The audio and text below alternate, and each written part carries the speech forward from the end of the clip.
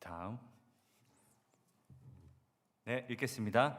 여러 날 머물러 있더니 아가보라 하는 한 선지자가 유대로부터 내려와 우리에게 와서 바울의 띠를 가져다가 자기 수족을 잡아매고 말하기를 성령이 말씀하시되 예루살렘에서 유대인들이 이같이 이 띠 임자를 결박하여 이방인의 손에 넘겨주리라 하거늘 우리가 그 말을 듣고 그곳 사람들과 더불어 바울에게 예루살렘으로 올라가지 말라 고나니 바울이 대답하되 여러분이 어찌하여 울어 내 마음을 상하게 하느냐 나는 주 예수의 이름을 위하여 결박당할 뿐 아니라 예루살렘에서 죽을 것도 각오하였노라 하니 그가 권함을 받지 아니하므로 우리가 주의 뜻대로 이루어지이다 하고 그쳤노라.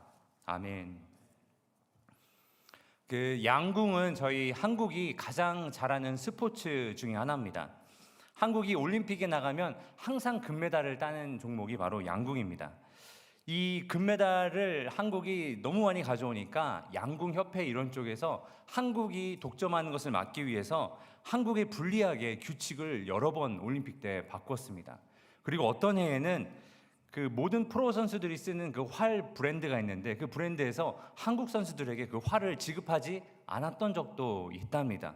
근데 그럼에도 불구하고 한국이 모든 올림픽에서 금메달을 놓치지 않았습니다. 이 한국이 얼마나 이 양궁 부심이 있는지 인터넷에 이런 글들이 올라와 있었습니다. 양궁의 정의를 다시 해야 된다. 뭐라고 했냐면요. 양궁 경기란 90m 경기장에서 12.2cm 관역에 선수들이 번갈아 가며 쏴서 결국 한국이 이기는 경기다. 이렇게 바꿔야 된다고. 또 다른 분은 뭐라고 썼나 봤더니 양궁 경기란 올림픽에서 한국을 가장 마지막에 만나는 팀이 은메달을 따는 경기이다. 이렇게 이야기도 했습니다. 이 양궁 선수들이 하나같이 뭐라고 하는가 하면 이 양궁이 멘탈 게임이라고 말합니다. 이 실력도 중요하지만 그 경기를 하는 내내의 담대함, 그 다음에 집중력, 정신력 이런 것들이 좋아야 이길 수 있다는 말이죠. 이번 도쿄올림픽에서도 한국이 총 6개의 금메달을 땄는데 그 중에 3개가 양궁에서 나왔습니다. 근데 놀랍게도 이 3개의 금메달에 한 선수가 다 이 3개의 금메달을 땄습니다. 안산이라는 선수인데요. 이 선수가 혼성, 단체, 개인에서 금메달 3개를 다 따냈습니다. 이 선수를 인터뷰하는 기자가 이런 질문을 했습니다. 올림픽에 나올 정도의 선수들은 모두가 다 실력이 아주 출중한 선수들인데 도대체 어떻게 해야 금메달을 딸 수가 있겠습니까? 라고 물어봤더니 안산 선수가 한 대답이 굉장히 인상적이었습니다. 뭐라고 말했냐면 자신 있게 오조준하는 사람이 금메달을 땁니다. 라고 했답니다. 이 말이 도대체 무슨 말인가요? 그 양궁은 그 아웃도어에서 경기를 하기 때문에 그날 날씨, 습도, 바람의 영향을 많이 받습니다. 게다가 그 프로 선수들도 인간인지라 활을 쏠 때 그날 컨디션에 따라 이게 한 2cm 정도 좌우로 왔다 갔다 한다고 합니다. 그럼 그날 컨디션 플러스 그날 바람과 습도를 계산해서 예를 들면 관역이 12.2cm가 앞에 있는데 오늘은 이 정도면 한 5cm 정도 왼쪽으로 쏴야겠다. 이걸 오조준이라고 하는데요. 이 오조준을 자신 있게 해서 들어가는 날에 금메달을 딸 수 있다라고 말한 것입니다. 제가 이 인터뷰를 들으면서 그런 생각이 했습니다. 그리스도인의 삶도 그러한데 라는 생각을 하게 됐습니다. 우리 그리스도인이지만 세상에 살면서 얼마나 수많은 이야기들을 듣습니까? 세상의 소리와 세상의 가치관들을 들으면서 살고 있습니다. 어떻게 해야 행복한지, 어떻게 해야 잘 살 수 있는지, 어떻게 해야 성공하는지, 어떻게 자녀들을 교육해야 자녀들이 잘 되는지 이런 세상의 소리를 끊임없이 살고 있는데 우리가 믿음이 좋아서 흔들리지 않고 그냥 쭉 가면 좋은데 사람인지라 자기도 모르게 어느샌가 마음이 동요되고 혼란스럽고 이렇게 해도 되는 것인가 라고 생각될 때가 많이 있습니다. 그래서 저는 오늘 여러분들과 함께 사도 바울이 자신의 인생의 아주 중요한 순간에 믿음으로 오조준을 하면서 하나님의 뜻을 이루어드리는 것을 함께 살펴보면서 저와 여러분이 함께 도전받는 시간을 갖기를 원합니다. 먼저 오늘 본문을 좀 살펴보겠습니다. 오늘 본문은 바울이 3차 전도 여행을 마치고 돌아오는 길입니다. 돌아와서 이 예루살렘으로 가기 위해서 가이사랴라고 하는 도시에 이르렀습니다.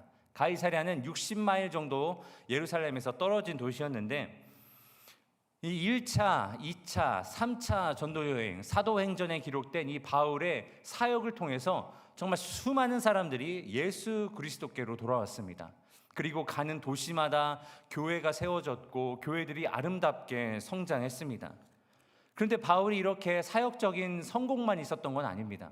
이 일을 하는 중간에 매도 맞고 돌도 맞고 감옥에도 갇히고 강도도 당하고 수많은 핍박들을 동시에 다 받았습니다. 그런데 이러한 핍박들의 대부분이 이방인으로부터 온 것이 아니라 자신들과 같은 유대인, 같은 민족인 유대인들에게서 핍박을 받았습니다. 지금 바울이 이 가이사랴에 도착할 이때쯤에는 이미 유대인의 지도자들이 예루살렘에서 바울이 오면 바울의 목숨을 해할 것을 준비하며 그 분위기가 고조되고 있는 상황이었습니다. 이때 바울은 빌립이라는 사람의 집에 거했습니다. 가이사랴에 머무는 동안. 여러분도 아시겠지만 이 빌립은 예루살렘 교회에서, 그러니까 교회 역사상 처음으로 집사를 안수해서 세울 때 뽑힌 7명 중에 한 명입니다. 사도행전을 읽다 보면 성령의 이끌림을 받아 광야에 내려가서 에디오피아 내시를 전도했던 그 빌립이 바로 이 빌립입니다. 아마 그 일 후에도 여러 지역들을 다니면서 전도자의 역할을 감당하고 가이사랴에 정착했었던 것으로 보입니다. 근데 이 빌립과 같이 안수받았던 집사 중에 또 다른 사람이 누가 있죠? 스데반이라는 집사가 있었습니다. 이 스데반은 예루살렘에서 죽임을 당했지요. 근데 죽임당할 때 그 일에, 그 순교의 바로 배후에 사도 바울이 있었습니다. 그러니까 사도 바울이 빌립과 같이 순교당한 이 스데반을 죽이는데 일조를 한 것이죠. 그래서 어찌 보면 이 빌립하고 이 사도 바울은 함께 갈 수 없는 그런 관계였는데, 바울이 지금 빌립의 집에 와서 머무는 것을 보면 1차, 2차, 3차 바울의 이 사역을 통하여서 바울이 얼마나 헌신적으로 사역했는지, 그리고 그 그리스도인들 안에서 명성과 리더십을 얻었는지를 우리가 알 수가 있습니다. 자, 근데 이때 또 다른 사람 한 명이 등장합니다. 아가보라고 하는 예언자가 오늘 본문에 등장하는데, 우리는 이름을 들으면 도대체 이 선지자는 누군가라고 생소한 이름일 수가 있습니다. 그런데 이 사람은 그 당시에 굉장히 유명한 예언자였습니다. 예루살렘에 아주 역사적으로 기록될 만큼 큰 흉년이 예루살렘과 유대 지역에 있었는데 그것을 예언했던 선지자입니다. 사도행전 11장 28절에 기록되어 있는데요, 한번 같이 읽어보겠습니다. 시작. 그 중에 아가보라 하는 한 사람이 일어나 성령으로 말하되 천하에 큰 흉년이 들리라 하더니 글라우디오 때에 그렇게 되니라. 이 예언자의 예언을 따라서 교회 리더들이 구제를 준비해서 교회들을 구제했던 일이 있었습니다. 아주 교회 내에서 인정받는 참 선지자였죠.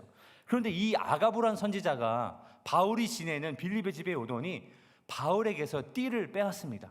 그러더니 그걸로 자신의 몸을 막 결박합니다. 그러면서 뭐라고 말하냐면, 성령께서 나에게 말씀하시기를 이 예루살렘의 지도자들, 유대인의 지도자들이 이 띠의 주인을 지금 나를 보는 것처럼 결박하여 이방인의 손에 넘겨줄 것이라고 예언을 합니다. 이러한 예언의 방법은 구약 성경에도 많이 등장합니다. 이사야나 호세아 같은 선지자들에게 하나님께서 액션 설먼이라는 방법으로 하나님의 뜻을 눈에 보이도록 전달하는 방법입니다.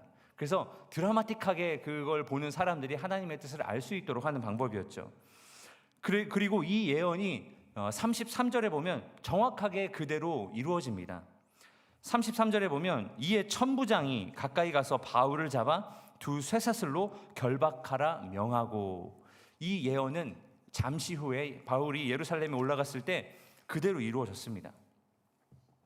이제 그 예언이 딱 그 집에서 아가보가 이러한 행동을 했었을 때 그 주위에 있었던 빌립의 선지자들 4딸, 그리고 바울과 함께 목숨을 걸고 온 도시를 다니며 교회를 세웠던 그 바울의 동료들이 바울에게 예루살렘으로 올라가지 말라고 설득하고 권유했습니다. 그런데 그냥 한 것이 아니라 큰 소리로 울면서 했습니다.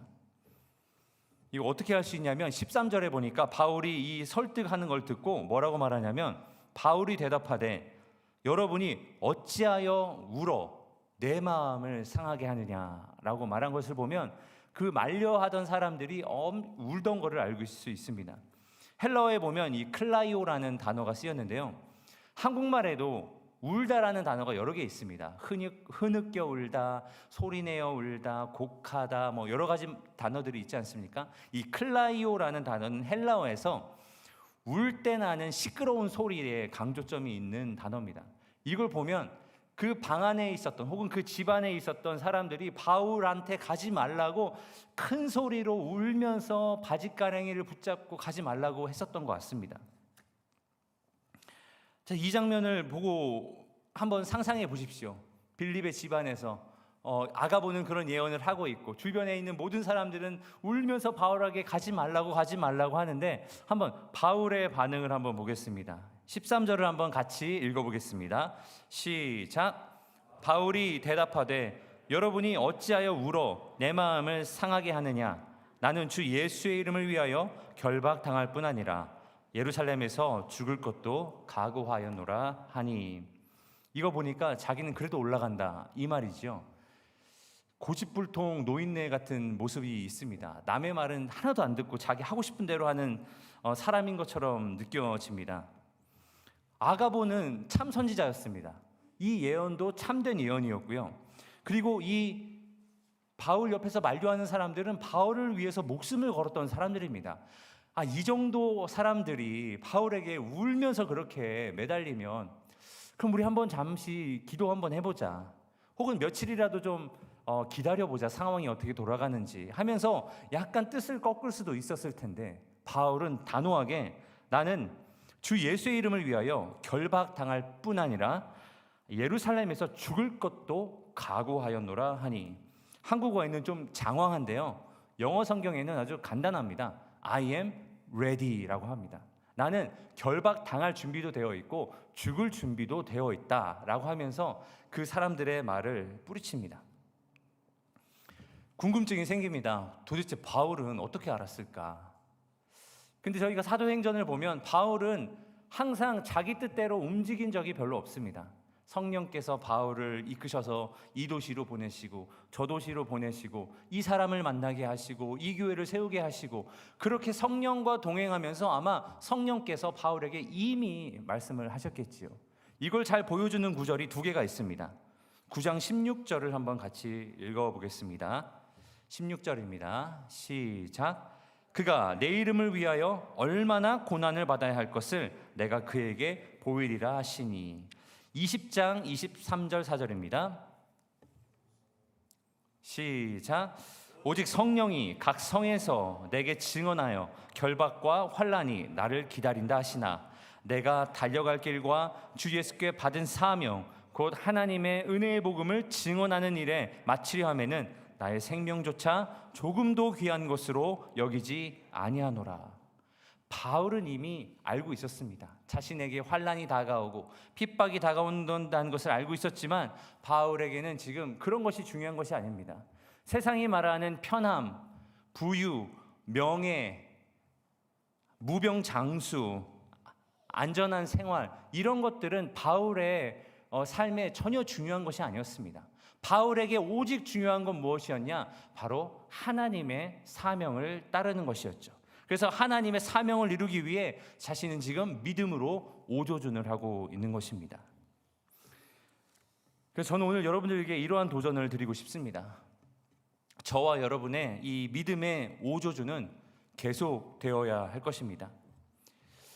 저와 여러분은 지금도 오조준을 하고 있습니다. 예수를 믿는다는 것 자체가 오조준입니다. 지금 휴일에 이 자리 예배당에 나와서 예배를 드리고 있다는 이 사실 자체가 여러분이 지금 오조준을 하고 있다는 증거입니다. 요즘 젊은 사람들 그 인스타그램을 보면요, 휴일날 얼마나 야무지게 잘 쉬고 싶은지를 알 수가 있습니다. 그날 해야 될 일들, 아침 밀린 잠도 자고 밀린 친구들도 만나고 하고 싶은 것도 하고 먹고 싶은 것도 먹고 하고 싶은 모든 것을 이 쉬는 날 다 하려고 얼마나 계획을 철저하게 세우고 한 것들도 다 기록에 남기는지 모릅니다. 그런데 여러분들도 가족들하고 시간 보낼 수도 있지요. 밀린 일도 할 수 있지요. 밀린 집안일도 할 수 있지요. 그 수많은 것들을 뒤로 하고 지금 예배당에 나와 계신 겁니다. 막말로 하면 뭐 눈에 보이지도 않는 하나님 예배한다고 코로나에 걸릴 수도 있는데 사람 많은 곳에 이렇게 나와가지고 또 보이지도 않는 하나님 찬양한다고 마스크 쓰고 자기 입냄새 맡아가면서 찬양하고 왜 이렇게 하는 것입니까? 왜냐하면 하나님을 예배하는 것이 우리의 최고의 가치이기 때문에 우리가 지금 오조준을 하고 있는 것입니다. 여러분들이 헌금하는 것 자체도 벌써 믿음으로 오조준하고 있는 겁니다. 여기 교회 한 10년 다니신 분 계시죠? 제가 얼핏 봐도 한 20년 다닌 분도 계실 것 같고 한 40년 다닌 분도 이 자리에 계신 것 같습니다.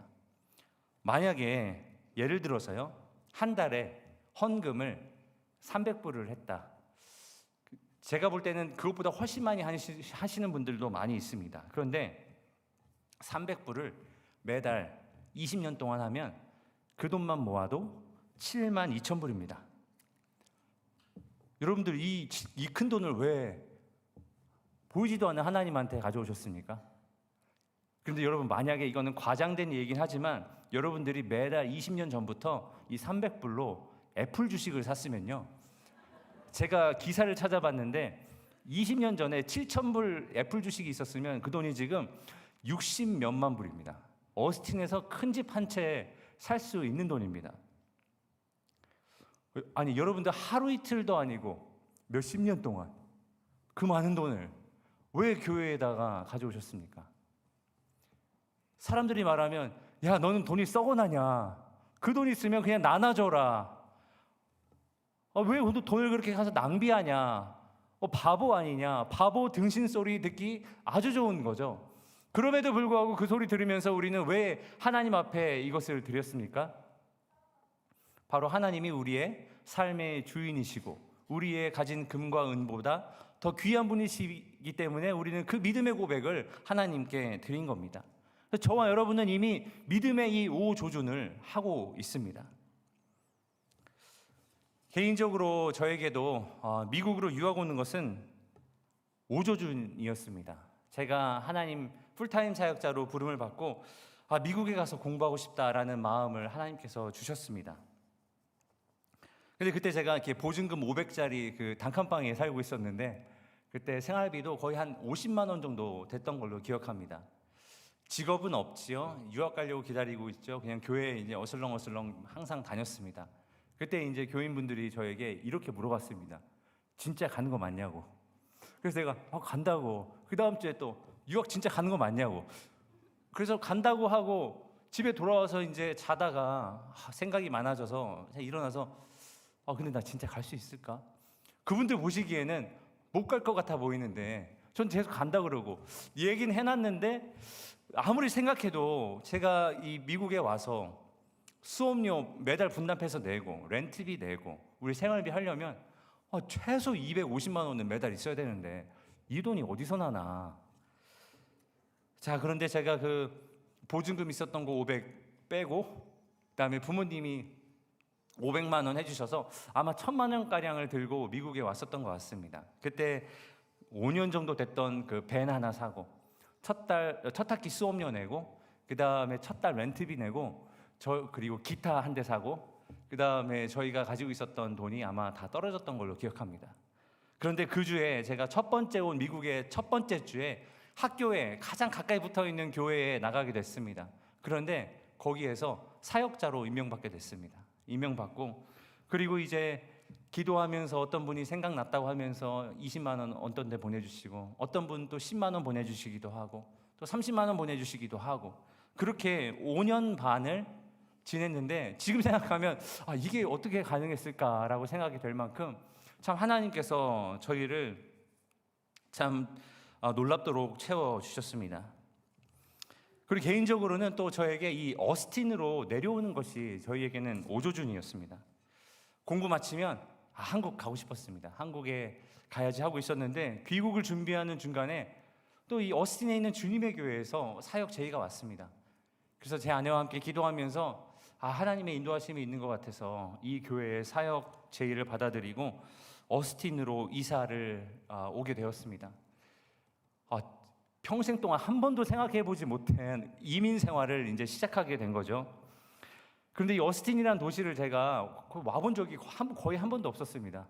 샌안토니오 여행 갈 때 지나는 가봤지만 여기 뭐 들려서 밥 먹은 적도 없고 친구도 없고 가족도 없고 아는 사람도 없고, 물론 저 여기 교회 소개시켜준 목사님 뭐 아는 사람 있었지만 그분은 뭐 바로 떠나는 상황이었고, 그때 이제 저희 아이가, 큰 애가 초등학교 2학년, 작은 애가 1살 반이었습니다. 그때 제 아내가 앞에서 밴에다가 애들 태우고 앞으로 가고 있고 저는 6월에다 짐 싣고 그 뒤를 이렇게 따라가고 있었습니다. 그래서 35 이렇게 쫙 내려오다가 그 파머에서 빠져가지고 리아타 아파트를 처음에 살았는데 그 언덕을 쫙 올라가가지고 이제 애플이 보이기 시작하면서 내리막길이 시작되는데 거기 내려가는데 풍경이 너무 어색한 거예요. 여기 어디지? 나 지금 여기서 뭐 하고 있지? 지금 통장에 전 재산이 거의 1,000불밖에 없었는데 여기서 혹시 뭐라도 잘못되면 나 이거 큰일 나는 거 아닌가? 이런 생각도 들고, 제가 그때 담임 목사님을 딱 한 번 뵀습니다. 인터뷰하러 왔을 때. 말도 너무 빠르시고 뭐 성격도 급한 것 같고 생긴 것도 좀 무섭게 생기시고 그래가지고 이거 담임 목사님 교단도 다른데 인터넷을 좀 찾아봤거든요. 그래 인터넷 찾아봤더니 설교에서 노래도 너무 많이 부르시고 설교하다가, 그리고 갑자기 설교 중에 막 성도들한테 막 이런 걸 막 시키시는 거예요. 막 이런 걸 막 시키시고 이거 왜 이러지? 이거 이단 아닌가? 근데 와서 봤더니 목사님이 이런 걸 좋아하시더라고요. 감미축사행 막 이런 거 시키시고. 자, 그런데 지난 7년간을 어스틴에 내려와서 돌이켜 보니까 어떤 생각이 들었냐면, 제가 전 미주에 있는 교회들의 모든 자료가 제게 있어가지고 그 모든 자료를 꼼꼼히 살펴보고 교회, 나한테 제일 잘 맞는 교회를 고른다고 골라도 이 교회처럼 잘 맞는 교회를 고르진 못했겠다라는 생각이 들 정도로 정말 많이 배우고 사랑받고 그리고 심차게 사역할 수 있는 좋은 교회였습니다. 그리고 저에게는 이제 또 다른 오조준이 기다리고 있습니다. 미국에서 12년 정도 이제 살다 보니까 이제 미국에서 이제 살다 은퇴하나 보다 이런 생각을 하게 되었습니다. 애들도 이제 8학년에다가 4학년 올라가고, 미국 생활 때 이렇게 점검등이 하나도 들어오지 않은 이 차 2대를 가지고 있다는 사실이 굉장히 뿌듯하기도 하고, 교회에서 대우도 잘해주시고 모든 것이 안정적이고 좋았는데, 하나님께서 이때 저희 가정에 또 다른 오조준을 요구하셨습니다. 아마 그 팬데믹 때였던 것 같아요. 제 아내가 이제 어깨가 많이 아파가지고 병원에도 찾아가고 스페셜리스트도 찾아가고, 그런데 별로 이게 효과가 없었습니다. 그래서 이제 기도할 수 있는 상황, 기도를 할 수밖에 없었죠. 그런데 저희가 그동안 기도의 부담이 있었습니다. 저희의 이제 다음 진로를 위해 기도하라는 기도의 부담이 있었는데 일부러 저와 제 아내가 그 기도를 하지 않았습니다. 주님의 교회가 너무 좋았고 기도하면 무슨 일 벌어질까 봐 기도를 안 하고 있었는데, 어쩔 수 없이 기도를 했는데, 기도를 하니까 이제 하나님이 그 기도도 시키셔서 그 기도를 같이 하고 있었습니다. 그래서 올해 1월인가 2월쯤에 대전에 있는 한 교회에서 담임 목회 청빙을 받게 되었습니다. 그래서 대전이면 너무 좋다. 제가 고향이 대전이고 부모님 다 대전 사시고 가족 친척 모든 사람들 다 대전에 있고 내가 돌아가면 가장 편한 곳이 대전인데 담임 목회에 교회 사이즈도 괜찮고 너무 좋은데 이걸 위해서 하나님께서 기도를 시키셨나 보다. 그래서 이제 저와 제 아내가 이걸 놓고 기도하기 시작했습니다. 그런데 신기한 건 이 교회를 놓고 기도하는데 이 교회의 기도는 전혀 안 되고, 제가 미국 오기 전에 섬겼던 그 교회에 대한 마음을 계속 주셨습니다. 제 마음속으로는 이래서 안 되는데 하면은 하나님이 기도 중에 이 생각을 바꾸시고, 이래서 안 되는데요 하면은 그것도 바꾸시고, 또 이래서 안 될 것 같은데 이것도 바꾸시고 결국에는 어디까지 갔냐면 제 입으로 그 교회에 정말 가고 싶습니다. 그 교회에 좀 보내주세요라고 기도할 만큼 제 마음을 그렇게까지 강권적으로 바꿔주셨습니다. 제한테 이야기했죠. 나는 기도 중에 이렇게 됐다. 그래서 나는 만약에 우리가 한국으로 들어가야 된다면 나는 그 교회 아니면 가지 않겠다. 그래서 제 아내에게 얘기하고 그 대전에서 온 청빙 요청은 거절하게 되었습니다. 그리고 이제 몇 달이 이제 흐르고 있었고 조성민 목사님이 귀국한다고 그래서 이제 이렇게 빠이빠이 하고 있었고 뭐 이런 시절이 여름에. 그리고 미국 오래 살 줄 알고 제가 타고 다니던 차 타이어 네 짝도 완전 새 거로 다 바꾸고 그랬는데 갑자기 한국에서 그 교회에서 연락이 왔습니다. 그 교회에서 연락 온 거를 받은 순간 연락 올 상황이 아니죠. 왜냐하면 여름이고 보통 한국은 10월이나 11월에 이제 사역자를 뽑고 올 초에 이미 사역자를 한 분 더 뽑으셨고 그래서 연락 올 상황이 아니었는데 그 연락을 제가 받게 되자마자 하나님께서 이걸 위해서 미리 기도를 시키시고 우리의 마음을 준비시켰구나라는 사실을 깨닫게 되고 그렇게 결정을 하게 되었습니다. 결정하는 게 정말 쉽지 않았습니다. 성도님들이 너무 좋으시고 동료 교육자들 너무 좋고 애들 키우는 거 너무 좋고 이제 큰애가 8학년인데 한국 전쟁을 지금 예비하고 있는 한국 전쟁 재발을 가장 방지하고 있는 가장 주된 역할을 하고 있는 중학교 2학년 그 아이가 이제 제 아이가 한국에 돌아가면 이제 중학교 2학년이 되는데 이 아이를 데리고 한국에 돌아가는 게 지금 말이 되는가? 한국어 엄청 못하는데 제 둘째가 어젠가 막 뭘 중얼중얼 거리면서 돌아다니더라고요. 자기가 친구들하고 게임을 했는데 너무 재밌었대요. 무슨 게임이었는데 고구마꽃이 피었습니다래요. 고구마꽃이 피었습니다. 그 무궁화꽃이 피었습니다야. 뭐 고구마꽃이 피었습니다. 막 이렇게 돌아다니는 거예요. 얘네 진짜 한국말 하나도 못하고.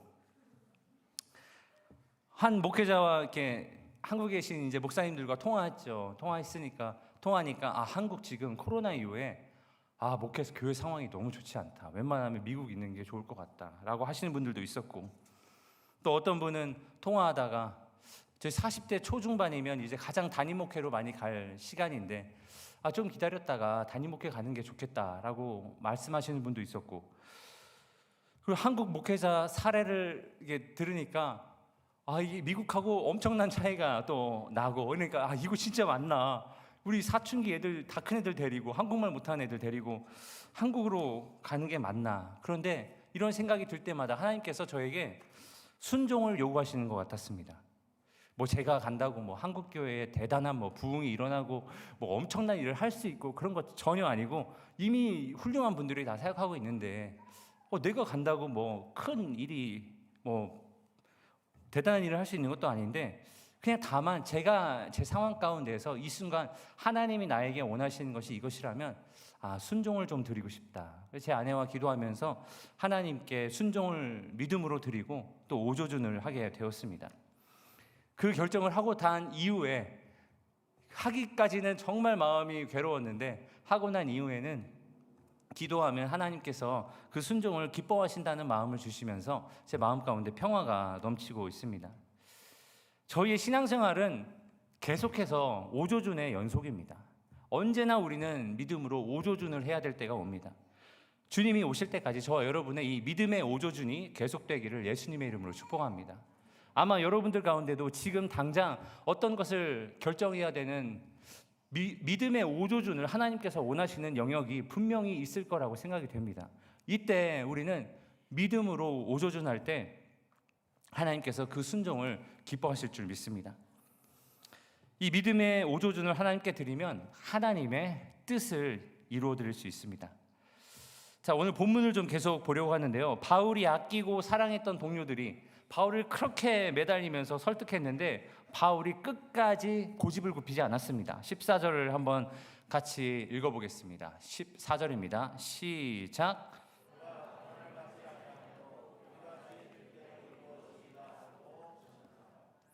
여기 보니까 그가 계속해서 설득했는데 권함을 받지 아니하므로 설득이 되지 않아서 그들이 마지막에 다 뭐라고 하고 이 에피소드가 끝나냐면 주의 뜻대로 이루어지이다라고 하고 끝났습니다.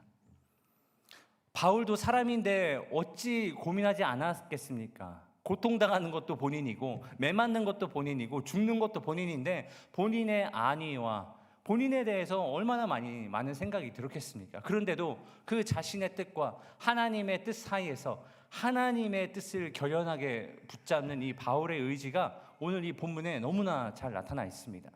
그래서 학자들은 이 바울의 모습이 예수님과도 너무 많이 닮아 있다라고 말합니다. 그러면서 이 마태복음 26장 39절을 인용하는데요. 한번 같이 읽어보겠습니다. 시작. 조금 나아가사 얼굴을 땅에 대시고 엎드려 기도하여 이르시되 내 아버지여 만일 할만하시거든 이 잔을 내게서 지나가게 하옵소서. 그러나 나의 원대로 마옵시고 아버지의 원대로 하옵소서 하시고. 아멘. 이 십자가를 앞에 두시고 십자가 고난을 앞에 두시고 예수님께서 기도하십니다. 이 잔이 할 수만 있다면 내게서 그냥 패스하게 지나가게 주님 해주시옵소서. 그런데 이것이 나의 뜻이 아니라 아버지의 뜻대로 하옵소서. 그래서 이 장면을 학자들은 예수님의 겟세마네 기도라고 부릅니다. 그리고 학자들은 오늘 저희가 읽은 이 바울의 이 본문을 바울의 겟세마네라고도 부릅니다. 바울의 이 오조존을 통해서 정말 하나님의 뜻이 이루어졌을까요? 사도행전을 계속 읽으면 이 바울의 이 결단을 통해 하나님의 뜻이 이루어진 걸 볼 수 있습니다. 바울은 로마에 가서 복음을 전하고 싶었습니다.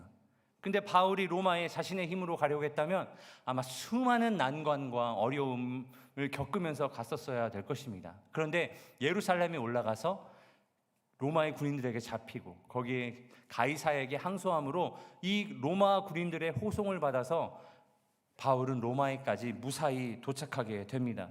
그곳에서 재판을 기다리면서 2년 동안 로마에서 오가는 사람들에게 자유롭게 복음을 전하는 그 일을 하게 됩니다. 이것이 바로 사도행전의 마지막 장의 마지막 절입니다.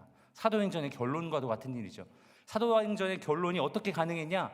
바로 바울의 이 오조준으로 가능했습니다. 한번 그 30절 31절을 같이 한번 읽어보겠습니다. 시작. 바울이 자기 셋집에 머물면서 자기에게 오는 사람들을 다 영접하고 하나님의 나라를 전파하며 주 예수 그리스도에 관한 모든 것을 담대하게 거침없이 가르치더라. 아멘. 이곳에서 2년 동안 그 하나님이 사도 바울을 부르실 때 주신 사명이 무엇입니까? 이방인을 향한 사도로 부르셨습니다. 이방인을 향한 그릇. 그래서 이방인들에게 마음껏 예수 그리스도의 복음을 전파하는 그 하나님의 계획이 로마 땅에서 이루어졌습니다. 믿음의 오조준을 통해서. 그래서 이 믿음의 오조준을 드리면 하나님께서 하나님의 뜻을 이루어 주십니다. 만약에 여러분들이 여러분들의 믿음을 가지고 오조준 하시면 하나님은 그것을 사용하셔서 여러분들의 삶에 있는 하나님의 뜻을 이루실 줄 믿습니다. 한 비즈니스를 운영하는 성도님을 이번 주에 만났습니다. 그분이 비즈니스 하시면서 교회 거는 돈도 안 받고 해주세요. 그리고 사역자들하고 성도님들 거는 굉장히 저렴한 가격으로 해주십니다. 그래서 이 대화를 나누다가 이러셨습니다. 주변의 사람들이 그렇게 비즈니스 하면 오래 못 한다고, 그렇게 비즈니스 하면은 금방 안 되니까 그렇게 하지 말라고.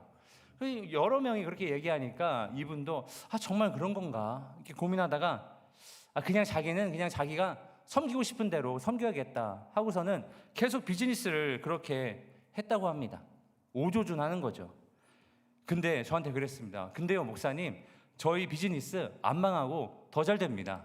그래서 저는 앞으로 제가 하고 싶은 대로 하고 살 겁니다. 딱 이렇게 말씀하시는데 제 마음에 너무 큰 감동으로 다가왔습니다.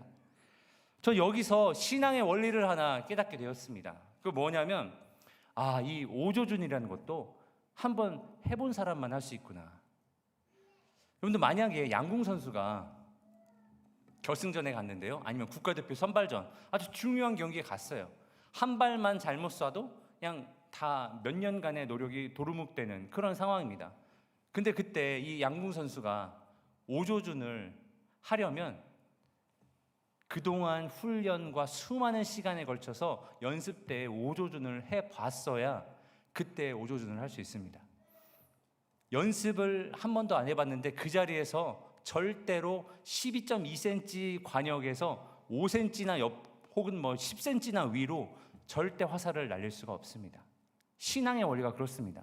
하나님의 뜻에 나의 상황에도 불구하고 믿음의 오조준을 드리면 그때 하나님을 경험하게 됩니다. 아, 이렇게 살아도 망하지 않는구나.